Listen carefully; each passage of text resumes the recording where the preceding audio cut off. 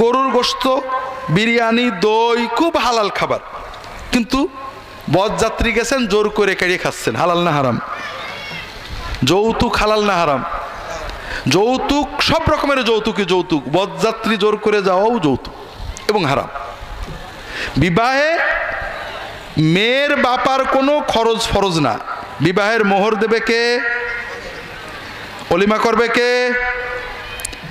মেয়ের বাবা ইচ্ছা করে মেয়েকে কোনো হাদিয়া দিলে দিতে পারে, তার ঐচ্ছিক ব্যাপার, এবং আপনি তার বাড়িতে যে কয়জন যেতে পারবে সেই কয়জন যে খেয়ে আসবেন, এটা বৈধ।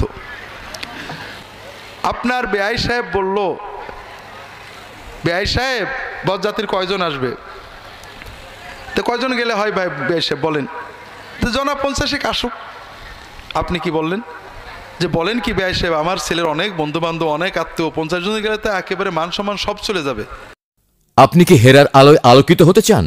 আপনি কি সুন্নার আলোকে জীবন গড়তে চান? প্রফেসর ডক্টর খন্দকার আব্দুল্লাহ জাহাঙ্গীর রচিত কোরআন সুন্নাহ ভিত্তিক জীবন ঘনিষ্ঠ বইগুলো পড়ুন, সুন্দর জীবন গড়ুন। ইসলামী আকিদা, হাদিসের নামে জালিয়াতি, ইহয়াউস সুনান, রাহে বেলায়েত সহ আরো অনেক বই। কোরআন সুন্নাহর সাথে থাকুন, জীবন বদলে যাবে। যোগাযোগ আর সুন্নাহ ট্রাস্ট 01715400640। কত যাবে? 100 তো যেতেই হবে। এরকম ঘটে না? ঘটে না? ঘটে, তাই না? আপনার ছেলের অনেক বন্ধু, অনেক আত্মীয়, এদের খাওয়ানোর দায়িত্ব কি আপনার পুত্রবধূর বাপের না আপনার? আল্লাহ আপনাকে নির্দেশ দিয়েছেন, রাসূলুল্লাহ সাল্লাল্লাহু আলাইহি ওয়াসাল্লাম আপনার জন্য দায়িত্ব দিয়েছেন, অলিমা করে খাওয়াও। তোমার এত কুটুম থাকে, তোমার ছেলের এত বন্ধু থাকে, অলিমা করে তুমি খাওয়াবে। তুমি আর একজনের উপরে ডাকাতি করতে পারবে না। কথা বুঝতে পারেননি?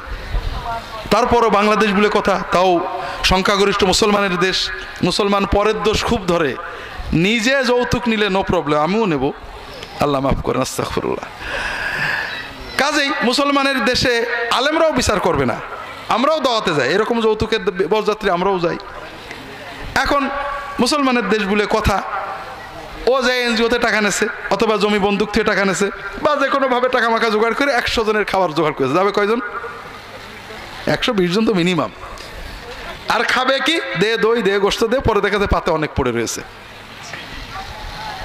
এর সে আমার তো বিশ্বাস যে 2টা শুয়োর জবাই করে না টাকা দিয়ে কিনে খেলে গুনাহ কম হতো।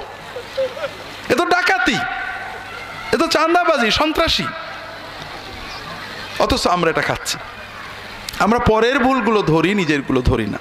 কাজেই হারাম খাওয়া থেকে বাঁচতে হবে। আল্লাহ তাআলা হেফাজত করুন, আমিন।